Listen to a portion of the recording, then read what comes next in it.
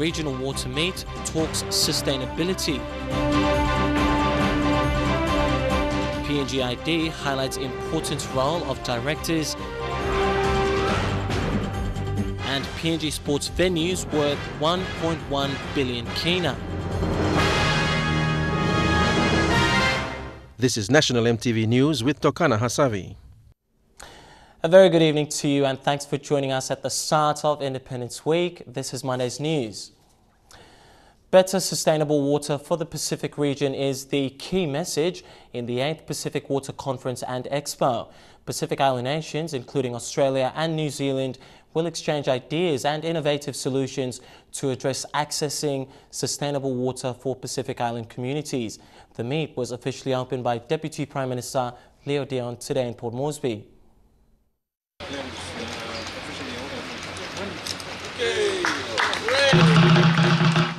Pacific Island nations have come together again to discuss and exchange ideas in creating sustainable water for its people. Leaders have identified that water has become scarce due to global threat and more developments. You usually find at the top, fiscal crisis, terrorism, all these list of big global risks. For the first time ever, number one global risk is water crisis. It's very appropriate. Bring it closer to home, we have the effects of climate change, El Nino, rising sea levels. Pacific Water and Wastewater Association chairman says such forum is an avenue that brings benefits to all island nations to learn from each other. That we have the gathering of the ministers, as I've said, to actually support us, because the governments of our various countries are the ones actually determine the development of water and wastewater infrastructure. The meeting will discuss opportunities for countries to showcase technical aspects, innovative ideas and development of sourcing water in a more sustainable way. And so coming together with our Pacific neighbors, we're able to share ideas and experiences. What the experience could be similar in especially some of our islands.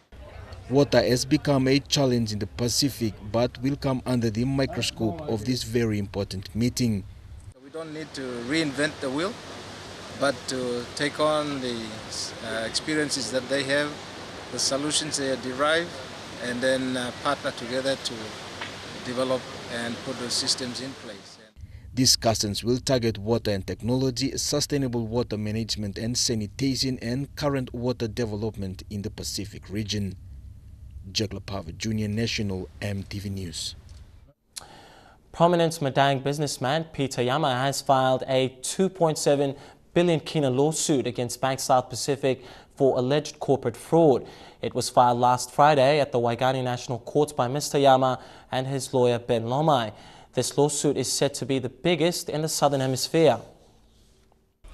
For the past 15 years, Mr. Yama has been in and out of court fighting vigorous court battles to reclaim his properties. One of his many cases is against Bank South Pacific, which he alleges defrauded his businesses, the Yama Group of companies. The court found that Garth McIlwin, who was not yet employed by the bank, signed fixed and floating charges, which led to Yama's businesses becoming bankrupt. This matter on fixed and floating charges was settled, which BSP paid 7.6 million kina to Mr. Yama. Not only that, but the bank went ahead and fraudulently and they falsified documentations to put Peter Yama and Yama Group of Company under the receiver manager and the bankruptcy proceedings. Yama is not only fighting this current court battle for himself, but to set precedents for other small businesses who are facing similar situation. But if I don't do this now, in the future, the small people of Papua New Guinea, any other businessman in this country, the bank will continue to do what they have done to me, to them. Yama, who was a former member for Usino Bundi, says he was singled out by BSP for being vocal against the amalgamation of BSP and PNGBC. The only reason when the BSP Bank and the PNGBC amalgamated, every businessman in this country and all the big companies were let go, including Hengo Coffee, Star Shipping, All the companies were loans were written off. Every businessman in the country, including small people. But why they singleize Peter Yama and Yama Group of Company to pay their debts, and they pursue the matter against me? Lawyer representing Mr. Yama, Ben Lomai, says the proceedings have been filed for alleged corporate fraud by the bank on Yama Group of Companies. They will be seeking damages with 2.7 billion kina. On top of them, we are also seeking damages in respect of Mr. Yama's reputation. We also claiming exemplary damages because we thought that the conduct of that bank was punitive. They shouldn't have done that to Mr. Yama. And we also claiming interest at the rate of 22% and as well as cost. Mickey Cavera, National EMTV News. Meanwhile, BSP has responded saying the claims made by Mr. Yama and his group of companies arise out of events which first arose in the year 2000. They have already been the subject of numerous court proceedings, and this claim, like the earlier claims made by Mr. Yama, will be vigorously defended. The bank considers the further claim now made is vexatious and has no substance, and all allegations are denied. Well, Lay's Unitec students held week-long discussions on decisions made at the Office of Higher Education, Science and Technology to change how students are going to be graded. The student body met in a forum with the Institute's administration, and a compromise was reached to stay with the weighted average until dorms, classrooms and laboratories are improved. Unitec has also received a slight funding cut of 2 million kina from the 47 million kina it receives annually from the national government. Unitec students had raised questions last week about the decisions coming from the Ministry of Higher Education to change how they have been graded. Unitec students accused the Higher Education Department of increasing semester pass marks as a way to cut back on student numbers and decrease funding to the university. Conditions is really not conducive for us right now. Like for example, Unitec we take like 8 subjects, and we want to be compared with PNGID, in which they take 4 subjects. So it's a clear injustice there. So they were just saying that no, Unitec, if we are different like any other universities, then we must have our own merit assessment system, like weighted average. So the change is the normal grading system of weighted average, that is measured in percentage, to the grade point average that's measured out of 4, similar to the University of Papua New Guinea. The Unitec student body has made calls to the Office of Higher Education, Science, Research and Technology not to change the way they are being graded until dormitories, laboratories, computer labs and the library has been improved. They say that the facilities at the university need to be made conducive to their learning, and then they can achieve the new results set by the Office of Higher Education. The student body blames unwise government planning of the economy and corruption that's causing the rippling effects felt in the essential services of education and health. Since debt to GDP ratio is estimated to increase to 41% by the end of the year, Unitec students say they don't want the changes because it will make it difficult for them to pass under the university's present conditions. There has been reassurance from the Institute's administration that this won't be the case. The cut-off weighted average for haircuts next year will be the same as this year, which is 65%. Unitec has also received a budget cut of 2 million kina from its annual government funding. In 2015, our operational budget was 47 million kina, and for 2016, this has been established at 45 million kina. The onset of increased school fees. There can be no decrease in the school fees in real terms. So we always have to increase the school fee. Bethany Harriman, National EMTV News, Lay. Now, the role of a director is extremely important. His or her collective decisions with fellow directors lay out the path that any organization may take to ensure its success. Directors also have an obligation to ensure their decisions are in the interest of their shareholders, and as such, they must be held accountable for their actions, particularly if they sit on a board that deals with public funds. President of PNG Institute of Directors, Ian Tarutia, recently made these comments when addressing the Institute's annual awards night here in Port Moresby. MTV's Mariba Tulo with tonight's MTV News special report. According to PNGID President Ian Tarutia, there is now a push for legislation to support the existence of PNG Institute of Directors, similar to that which governs the legal fraternity, accountants and engineers. This, he says, could be a way of promoting more accountability, particularly if a director sits on a board of an entity that deals with public funds. The intent is to make the PNGID the sole legitimate recognized body in the country that certifies anyone who wishes to be recognized as a professional director. And for instance, a person who wants to take up the directorship of an organization that deals with public funds must be cleared and be a professional member of the Institute before they take up their appointment.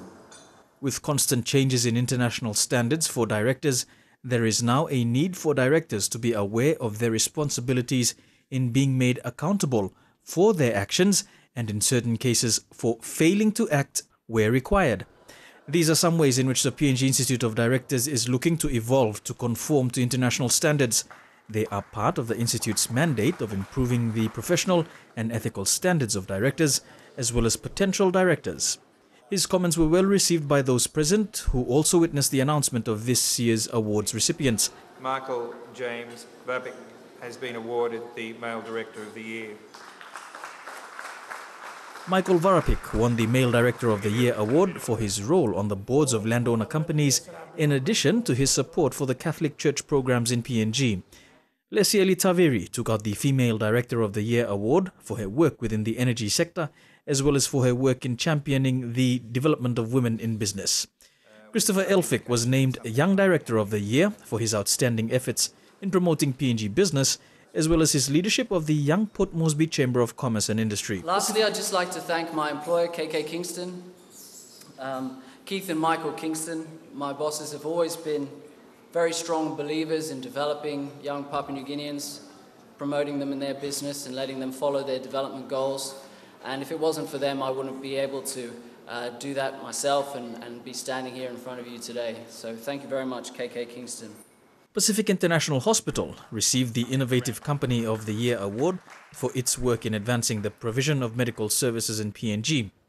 And Interoil Senior Vice President, PNG, Isikeli Taureka, was announced as the PNGID Fellowship Award recipient for his services to the petroleum industry, particularly for leading the way for Papua New Guineans to excel in top management roles on major international energy corporations.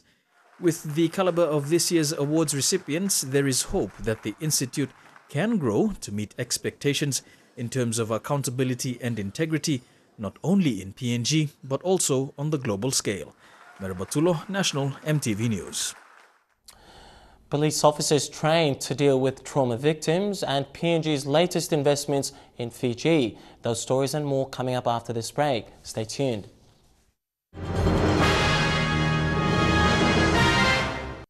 Thanks for your company and welcome back to the news. Members of the Royal Papua New Guinea Constabulary and Vanuatu Police are anticipating positive interviewing skills from the Piccaninny Witness Workshop that began today. The training, facilitated through the PNG Australian Policing Partnership Program, aims to upskill police officers with interviewing techniques when interrogating minors. The workshop began in Port Moresby today with 5 police officers working under the Family and Sexual Violence units from Vanuatu and 15 from PNG. It is desired to develop new skills for police officers when investigating crimes involving minors, particularly sexual offences. The training will feature medical experts, law practitioners and psychologists who will give sessions on how to best speak to minors and get the desired outcome. So we teach them some skills to try and reduce that secondary victimisation to the child as well. So we're hoping that we will achieve a strengthening of the briefs of evidence of the police that they prepare and present for court, which will result in more convictions in relation to sexual assaults against children and women. Family and sexual violence in PNG, Vanuatu, and other Pacific countries remains one of the highest criminal offences committed against children. In the Laes Metropolitan Command, at least 20 sexual offences are reported to the Sexual Offences Squad in a month. In East New Britain, an average 10 cases are reported also in a month. Most are committed by individuals, and in most cases the victims find it difficult to speak up about their perpetrators. So the goal, of course, is to provide them with skills to interview witnesses. This training is expected to increase officers' confidence and the ability to carry out quality investigations involving children as witnesses. It is the third training for our PNGC officers, but the first for Vanuatu police, and they are eager to grasp the interviewing skills and apply it in their area of operations. Most of the young officers here, the capabilities of communicating with children is very high. So we have that opportunity to come here, and we want to take a lot from this training in here.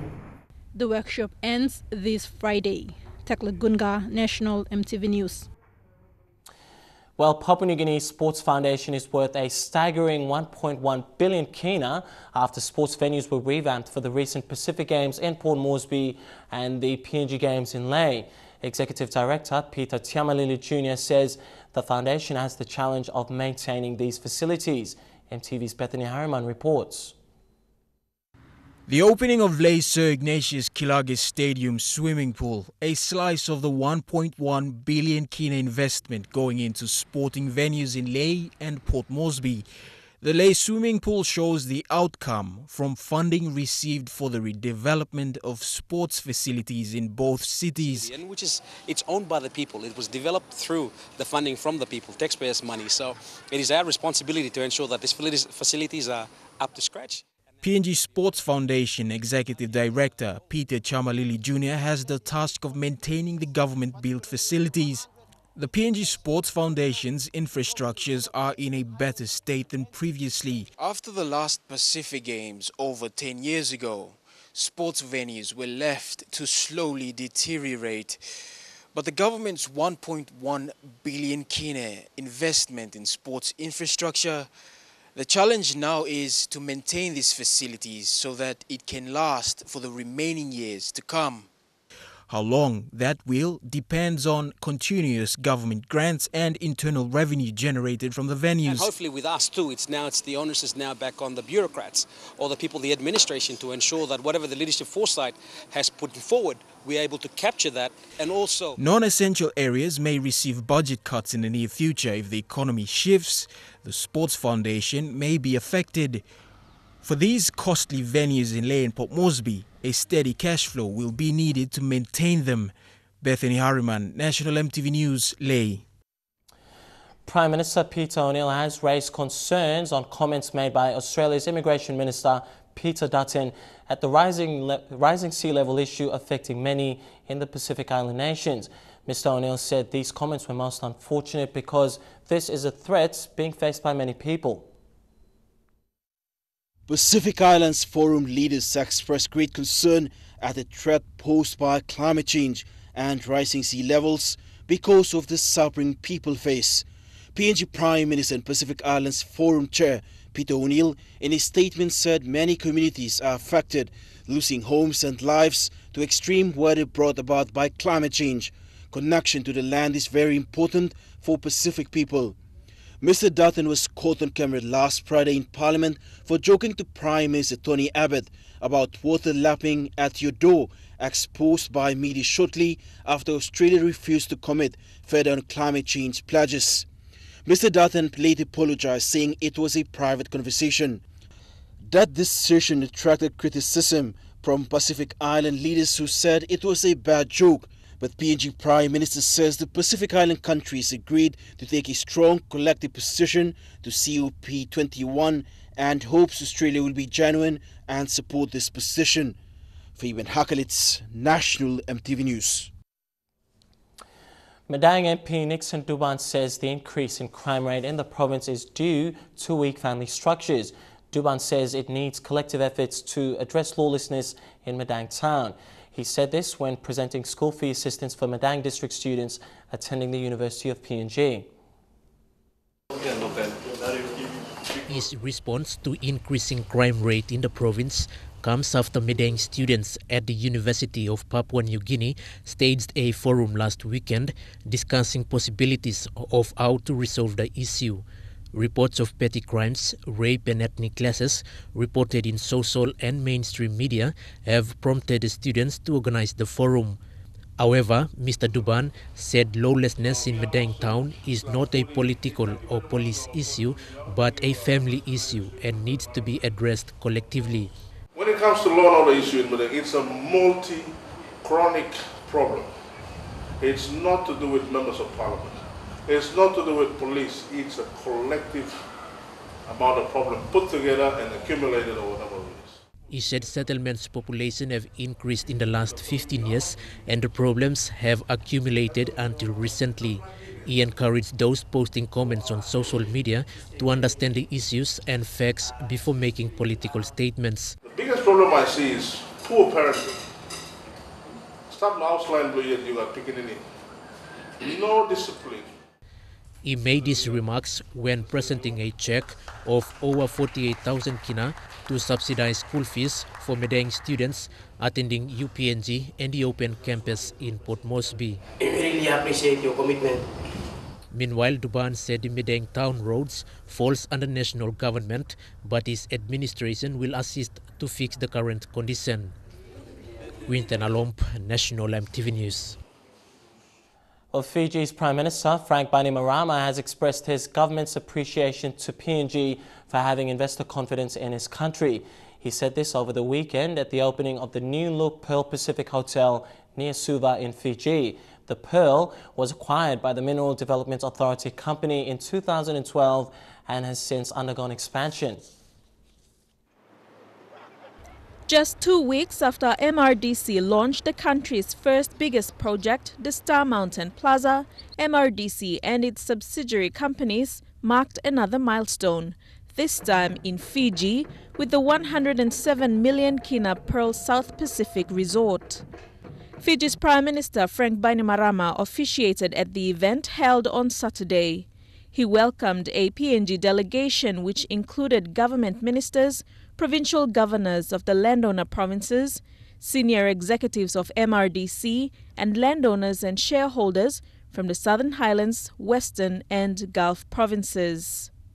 Mr. Bainimarama acknowledged the confidence of MRDC and the landowners in investing in Fiji.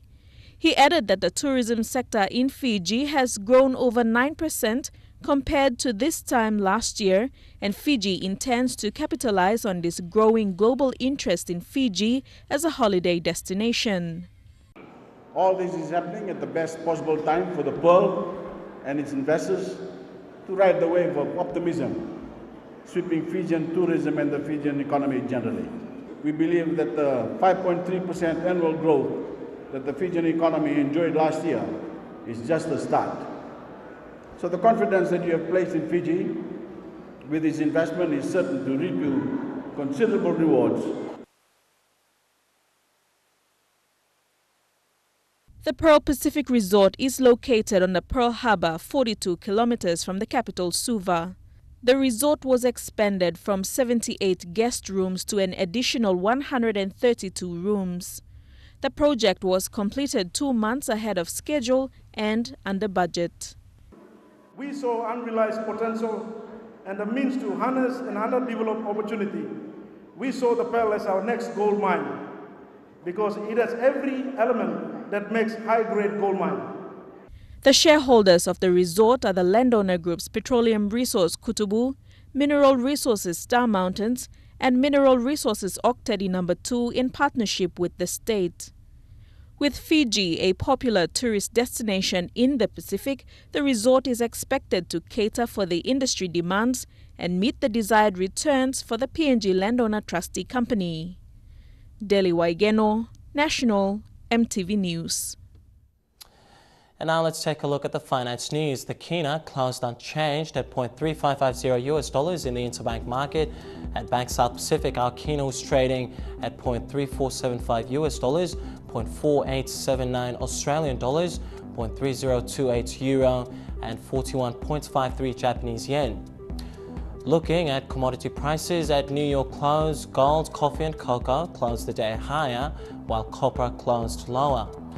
Palm oil, crude oil closed higher, while copper closed the day lower. And finally, on the stock market, the Dow Jones closed at 103 points higher, the ASX closed at 21 points higher, and the All Ordinaries closed at 24 points higher as well. Well, St. Ignatius School in Aitape prepares to celebrate Golden Jubilee, and Morobe Governor warns Lae City public not to sell fake provincial flag designs.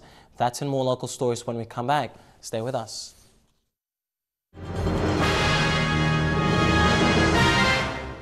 Good to have you back with the news. Well, St. Ignatius Secondary School in Aitape, West Sepik Province is preparing for its Golden Jubilee celebration tomorrow.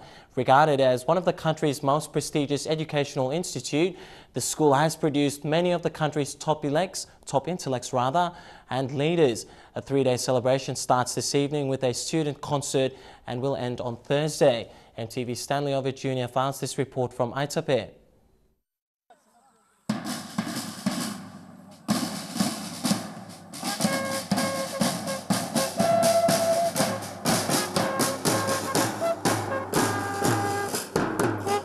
St. Ignatius Secondary School in Aitape, West Sepik Province is turning 50 years old, and it will be a day of celebration. While students here are preparing for the big day tomorrow, the parents and families have been flocking in by the numbers to witness this significant event. Some have traveled by boat from Vanimo, while others have traveled by road to get to Aitape.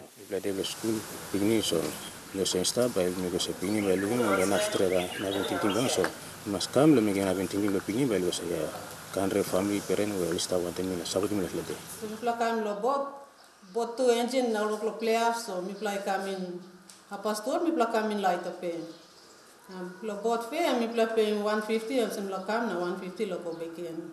The 50 years history of the school has seen it produce some of the country's top intellects and leaders.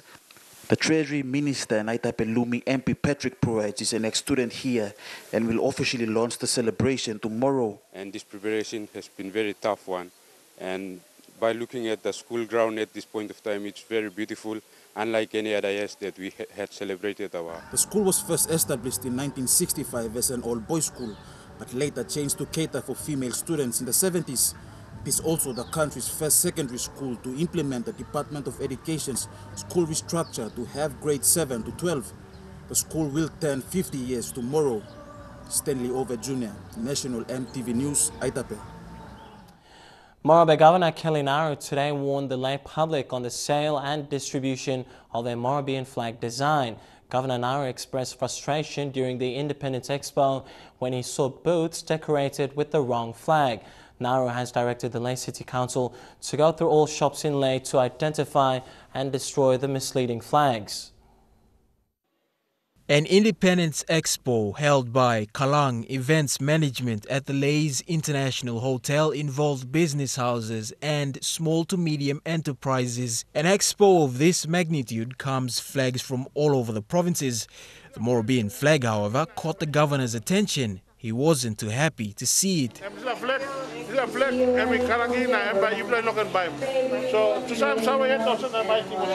A furious Morobe Governor Kelly Naru has called on the City Council to inspect shops selling this type of flag and destroy them. It's not yet confirmed if there is going to be a penalty for selling the flag. Earlier this morning, members of the Morobe Provincial Administration held a small event marking the country's 40th anniversary. Service delivery took forefront in the speeches during the event. Governor Naru also attended the event, using the opportunity to challenge public servants to do their job with a high level of commitment. And service meaning selfless service, sacrificial service, service in the true spirit. The political and bureaucracy history of the Morobe province took center stage. Bethany Harriman, National MTV News, Leh. The first 9 containers of food rations for Yalibu Pangia district in Southern Highlands have arrived at the weekend. This will be distributed to Kewabi, South Wiru and East Pangia LLGs. The rations contain bags of rice, cartons of tin fish, cooking oil and noodles. District CEO Ron Yamuna is appealing for equal distributions for the affected communities. Mr. Yamuna says people have suffered long enough and will not delay the distribution of the food rations. This is the first food rations from the 5 million kina released by the national government for disaster-affected provinces. Well, students of the Tadu Primary School in the Trans-Gogol LLG of Madang Province are skipping their classes and running to the coconut plantations in search for water to drink. This follows the drought widely experienced in the province that has forced most primary schools, both in town and in the villages, to knock off at lunchtime. Most primary schools are likely to close down if teachers and students do not get help when term 4 begins. The sun is very hot, students are dehydrated and they are skipping classes in search for water to drink. The nearest water source is some kilometers into the bush away from the Tadu Primary School, so most of the students have resorted to coconuts nearby. Coconuts bisa membantu, bisa crosset, namit bisa kam, sini namit bisa drink. Me find hard love, also stop him too. Because water and big plus something. This is a river in the area that overflows onto the road and bridge after it rains overnight. It is dried up with the drought heading into the 4th month. Even the teachers are in dire need for water with only a dam they built with the help of the students, sustaining only their laundry and bathing needs. Was na laundry task, all blood drink, all get a school things, empty.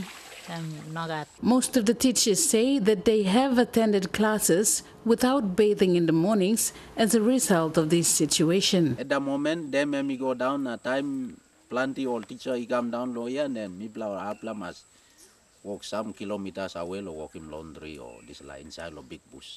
Both teachers and students are now running to the nearest water source they can find, and that's being piped from under the ground and estimated 7 kilometers away. All the time, we have long way up. You know, I've learned what Pulmahwara. Meet us, staff here, and was now, Sabian is a rot come now, Pulmahwara here. Teachers have been dismissing classes at lunchtime, with most classes to be dismissed for the year if help doesn't reach the students and teachers before the 4th term begins. I'll put off grade 6, grade 7 down to grade 3. So me try work one time all grade 6, 8 tasol, naba complete him year. Because only very important lo display year all by going set lo exam. Rachel Shise, National MTV News, Madang. The youth of Sinasina Yongomul district in Simbu province can now apply directly for the Air Niugini Pilot Cadets program. The doors have opened following the memorandum of agreement signed today by Sinasina Yongomul MP Karangakua with Air Niugini. The first successful applicant is a female, 24-year-old Dikayos Wemin. The office of the Sinasina Yongomul MP has entered into a partnership with National Flag Carrier Air Niugini for the training of youths to become pilots. The memorandum of agreement signed by local MP Karangakua with Air Niugini Chief Executive Officer Simon Fu paves way for this opportunity to be harnessed. And we want to be able to use opportunities like this to demonstrate that they have what it is required to go out and do some of the most difficult, pick on some of the most difficult challenges there is in the various professions, and being an aviation pilot is one of them. It's one of those very challenging and demanding career. Air Niugini invests in pilot training for nation building, and with the safety records set by the national airline, this gives confidence for more office. For the years, Air Niugini has to look at ways of managing the business and take on board co-partners like our member here, who I continually say is a visionary leader that has taken on board the challenge to benefit his people as well as Air Niugini and to build the skills. It was a dream come true for Dikayo Swimming. As a child, she admired pilots in their suits and announcements made in the aircraft. And I'm willing to be the best, give my best in my training and everything, and be the best I can be for my district, my family, and myself, and any Guineans. The training of pilots is a stringent process. Wemming was selected out of 58 applications, passing other requirements in the selection process. Not just academic, but their hand-eye coordination, their comprehension of the English language, and just general character and attitude towards the organization, but also towards Papua New Guinea as well, because we are the national carrier. Ms. Wemming was congratulated for being a successful applicant, providing sense of motivation for other youths in the Sinisini Yangonville district to pursue this career. Fabian Hakalitz, National EMTV News. Well, National EMTV News continues with Trukai Sports. That's coming up next. Stay tuned for all the details.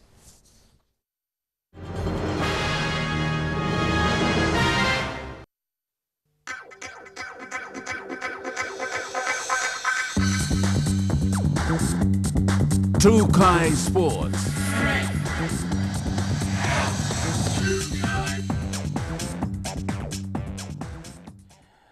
Welcome to Trukai Sports. To the Entrust Super Cup, and the Townsville Blackhawks are through to the Entrust Super Cup Grand Final in their inaugural season thanks to a 4-try feast from Zach Santo in their 26-12 win over the PNGID Hunters at a loud Jack Mansky Oval on Saturday. Hunters' Moses Pangai put the finishing touches on the contest with a 75th minute try, but the fatal blow had been struck midway through the half. PNG faces the winner of Sunday's Ipswich Jets against East Tigers clash next week, while the Blackhawks get a pass straight to the grand final. Well, 9 more days from the Fiji clash, and one Wallaby eagerly awaits game day more so than anyone else. Tevita Kuridrani, who will play for the Wallabies in his first World Cup appearance, is looking forward to some family rivalry on the field as he fronts up against his star cousin Nemani Nadolo in Twickenham, London on the 23rd of September. Nadolo has been a sharpshooter of the kicking tee for Fiji and is one of the team's key playmakers. His debut for Australia at the Rugby World Cup will be extra special for 2 reasons. On the 23rd of September, Australia will take on Fiji in their opening pool match, and Fiji's star goal kicker Nemani Nadolo happens to be a relative of Kuridrani. Forward to playing against them, going up against my Fijian boys. Some of them I know them, especially Nemani Nadolo. It'd be pretty exciting to go up against him. Some family banter with goal kicking running in the family. No, I didn't really know he could kick until last weekend. I saw some of the footage and was pretty surprised by it. Nadolo kicked 6 from 7 in their 47-18 win against Canada last week. Final score here, 47-18, third try. He has said on previous occasions the team feels fairly confident heading into the World Cup, and in particular with their game against England. We've got every right to be confident, and we've prepared well. We know it's going to be a tough game, so we're confident within the squad and within the environment. But look, we're going to go in there and just do very well and stick to our game plan that we've been working really hard on the last few weeks. Nico Matawalu's double try combined with Waisea Naya the level on the wing and Nadolo's accuracy on the tee has fired warning shots to England. Superb try from Fiji. That is an absolute world-class score from Matawalu. Once the weak link in the pool to now one of the favourites. Fiji will take on England this Friday at Twickenham Stadium, London. The ball is picked off. Lorraine Genia, National EMTV Sports. Well, don't go away. Trukai Sports continues after this break. Stay with us.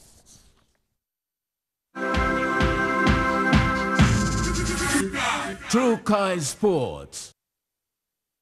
Good to have you back with Trukai Sports. Well, Team PNG returned today after a successful Commonwealth Youth Games campaign in Samoa. Boxer Thaddeus Katua brought back gold to show for with other members of the team with a satisfactory performance coming out of the Games. The youngsters returned today with satisfactory feeling of their achievement in the games, and they were warmly welcomed by family members and media personnel. I think we did well. This was the first time ever for a team PNG to win a medal at Commonwealth Youth Games. So we're very happy with that. Thaddeus Katoa fought valiantly in his fights in the 60 kg division and has a gold medal to show for. When speaking with the humble lad, he was very proud of his effort and thanked all who have made it possible. Winim gold ba mi na mi hamas tulo sapotas ba mi oli sapoti milo pila game lo milo boxing na mi hamas tulo winim gold ba mi. With most of the athletes being their first time to attend Commonwealth Youth Games and coming up with positive results, thus mark a stepping stone for most of them to look back on and improve in the future. Esther Miriam Penny was absolutely amazing because she started, and as she progressed from the heats to the semi-finals and the finals, she cut down her timings, and in the 200 meters final, she actually did a PB and cut her timing down by 0.202 seconds. And that was a great achievement for a young lady like Esther Miriam. Both Violet and Stubbing won bronze, with Violet in the singles and Stubbings in the mixed doubles. And the swimmers Savannah Tichenko and Ryan Maskelin doing well in the pool, with exceptional performance by other athletes in their respective sporting codes. As its theme, the importance of youth, and I just want to take this opportunity to say that youth, many people say youth are the background of our country, but sports is really what everyone, every kid in the street, in the village, wherever you find the children, they love sports, and this is a good example of how if we support youth, they will truly amaze all of us and even surprise themselves. So, Miriam Penny, Savannah Tichenko, Matthew Stubbings, Violet Apisa, and Ryan Maskelin all flew back to Australia to continue with their individual training and education. Shane, Saroya National, EMTV Sports. Over to boxing, Floyd Money Mayweather Jr. has retired with a flawless record of 49 professional fights with no losses. The WBC and WBA welterweight champion of the world hung the gloves after his last fight with fellow American Andre Berto on Saturday in Las Vegas. Arguably the world's best pound-for-pound fighter, Mayweather took control of the fight from the get-go. While Berto threw more punches, it was Mayweather's trademark defense and exceptional accuracy with power that won him the fight despite a lesser punch ratio. Mayweather stamped his name in the history books by matching legendary heavyweight Rocky Marciano's record of 49-0.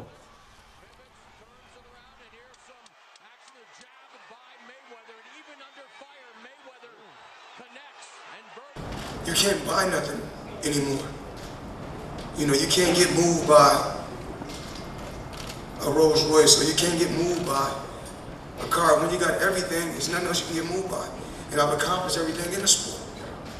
So now it's time for me to help these young fighters break my record. I want to see my records broken. Of course, I want to be a part of it.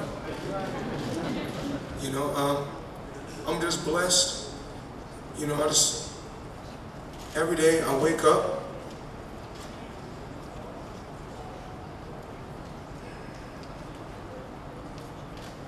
and I'm just appreciative. Well, True Guy Sports wraps up on that note. The weather details for the next 24 hours coming up next. Stay with us. True Guy Sports.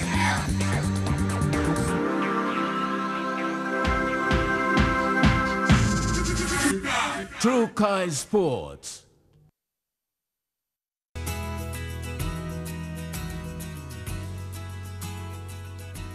The next 24 hours in southern region, Port Moresby and Karama, cloudy periods with chances of patchy rain, fine and windy in Daru, fine weather in Alatau and Popondetta.